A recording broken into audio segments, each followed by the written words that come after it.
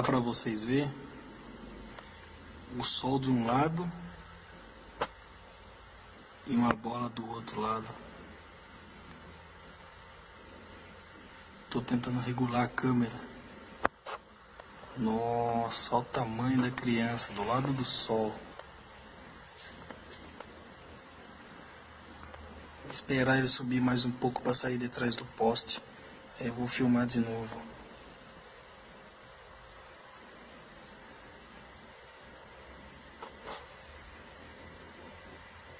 Of the billions of stars twinkling overhead, one may be a scourge to life on Earth, an evil twin to the sun named Nemesis. Some scientists suspect that Nemesis is a dark, still undiscovered star orbiting our sun. And every 26 million years, it triggers a disaster. We know that the solar system is surrounded by this enormous cloud of comets, and so these successive passages of the sun's companion would send comets into the inner solar system. Some of them would hit Earth.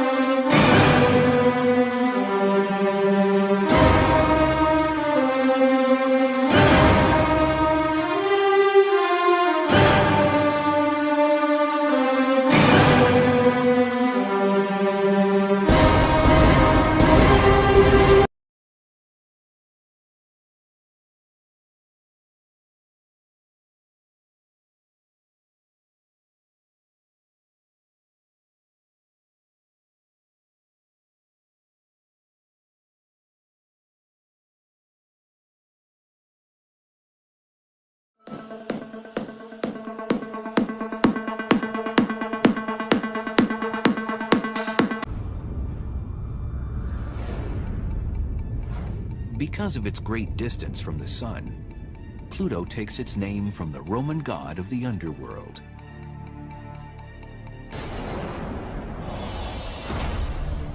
At its closest, Pluto is 2.7 billion miles from Earth. Its diameter is 1,485 miles, half the width of the United States.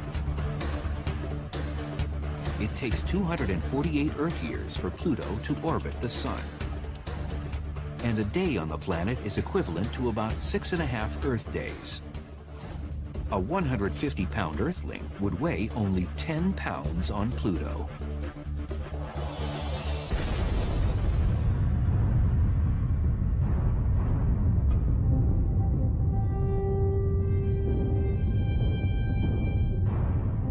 It's a testament to modern technology that we know anything at all about the surface of Pluto.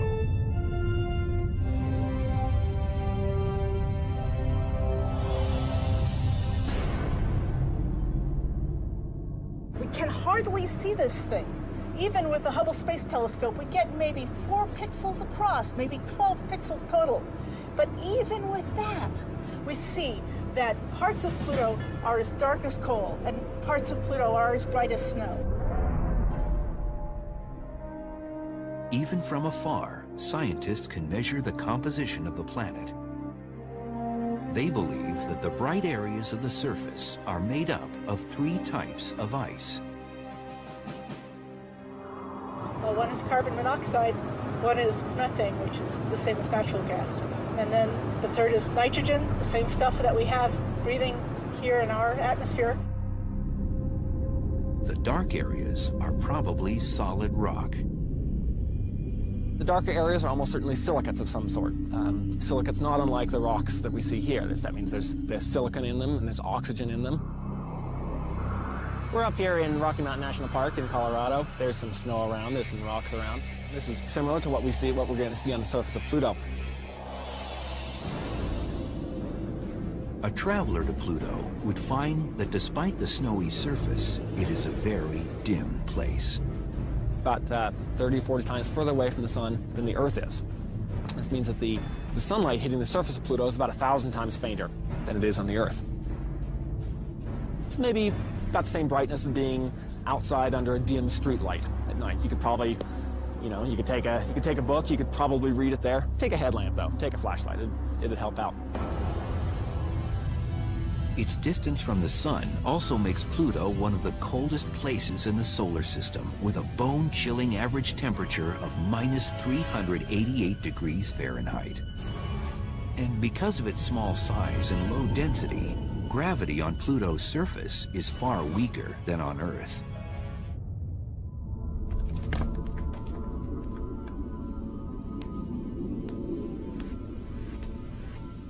Now, some things are going to be a little easy to do on Pluto if you're really into rock climbing. I'm doing some vertical climbing here.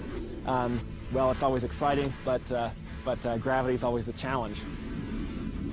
Pluto's gravity is roughly 1/15 of the Earth's. It's not like if you're standing on the surface, you would float away. Now, if you fell off that face when you were climbing up Pluto, you'd still want to have your rope there. You'd still accelerate down to the surface. So don't leave the rope at home.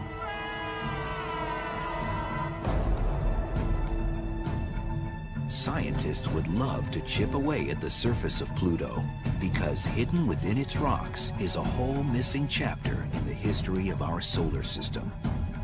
Pluto's a great planet. I mean, it's what I think is really great about it. It's sort of the ultimate time machine in our solar system. It really shows us what the environment of the solar system was like 4.5 billion years ago when it's formed. The surface there is much more ancient than you're going to find almost anywhere else in the solar system.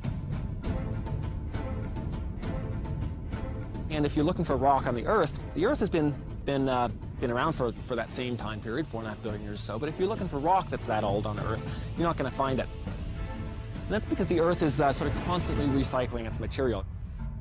You have plate tectonics going on that sucks all this material back into the mantle. You have volcanism going on that pumps out new material and processes the surface. So it's really a much younger surface on the Earth compared with the ancient surface that we're going to see on Pluto. The rocks that we're sitting on here have been processed by the high pressures in the Earth. On Pluto, it's more primitive. Primitive, but far from pristine. Pluto is likely riddled with impact craters. Impact craters are caused by asteroids or meteoroids impacting the surface. These are essentially pieces of the solar system that were never made into planet. Out of the surface of Pluto, you don't have an atmosphere, you don't have glaciers, you don't have winds, you don't have rain, you don't have erosion. And so the one dominant feature that you see on the surface is probably going to be a lot of impact craters. Pluto's pockmarked surface undergoes a transformation as it orbits near the sun. Under the additional heat, some of the frozen gases evaporate to form a temporary atmosphere. As Pluto recedes from the sun, the gases freeze again and fall back down to the surface.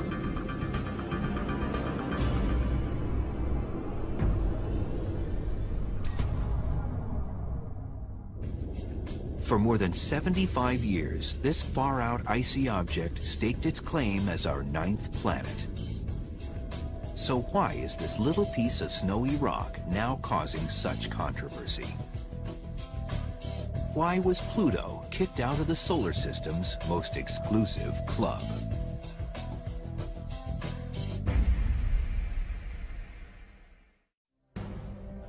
It's a quiet office at the Caltech campus in Pasadena, California.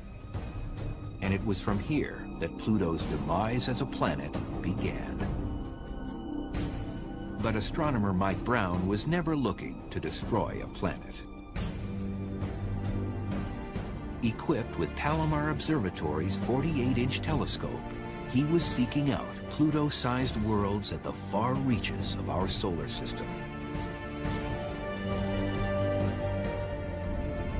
And in 2005, he found one, an object bigger than Pluto, with its own moon, both orbiting the sun. When I first found this thing that's bigger than Pluto, I was looking through the images that the telescope had taken just before, and I found it in the screen. And did a very quick calculation, realized it was bigger than Pluto. And the very first thing I did was picked up the phone and called my wife and told her I just found a planet. Indeed, if Pluto was a planet, and for more than 70 years it had been, then why wouldn't Brown's new world be considered a planet too? I thought it was the 10th planet. For a long time, that's how I described it. It was a planet, and so I definitely felt like I had found the 10th planet. It's 5% bigger than Pluto. It's probably made out of the same materials on the inside, rock on the inside, ice on the outside, and a little thin layer of frost on the very outside that sometimes puffs up into an atmosphere and sometimes doesn't. Very similar to Pluto in that way. It has a moon that goes around it once every 16, 17 days. Pluto has a moon also, so it's, in many ways, I like to think of it as almost as twins. This is just the twin that just ate a little bit more when it was a baby, got a little bigger. Brown considered naming his object Xena after TV's warrior princess, but eventually the name chosen was Eris, after the Greek goddess of discord. As it turned out, this name was entirely appropriate. The discovery kicked off a firestorm in the astronomical community.